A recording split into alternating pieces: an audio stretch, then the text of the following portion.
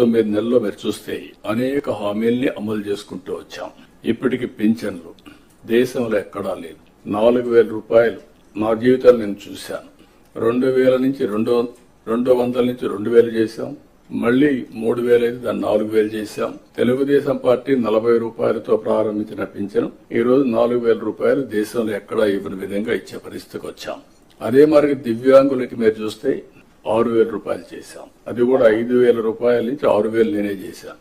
2014లో 500 ఉంటే దాన్ని 3,000 చేసి మళ్లీ ఇప్పుడు 6,000 చేశాం. ఇది కాకుండా మీరు చూస్తే కిడ్నీ పేషెంట్స్ గాని, డయాలసిస్ చేసుకునే వాళ్ళు గాని, ఇలాంటి వాళ్ళు చాలా మంది ఉన్నారు. లెప్రసీ పేషెంట్స్ గాని ఇలాంటి వాళ్ళందరికీ 10,000 రూపాయలు ఇస్తున్నాం. కొంతమంది బెడ్ రిడన్ అయిపోయారు. వాళ్ళకు ఒక మనిషి కావాలి అసిస్టెంట్. దానికి మానవతా దృక్పథంతో 15,000 రూపాయలు ఇస్తున్నాం.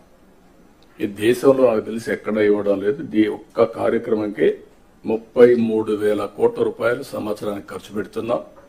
This is the biggest DBT welfare programme. మీరు గుర్తుపెట్టుకోవాల్సిన అవసరం ఉంది. ఇంత చేసినప్పుడు ప్రజల్లో ఎప్పటికప్పుడు రిమైండ్ చేయడం కోసం 1st తారీఖు ఇస్తున్నాం. పేరు కూడా పేదల సేవలను పెట్టుకొని మనం ముందు తీసే పరిస్థితికి వచ్చాం.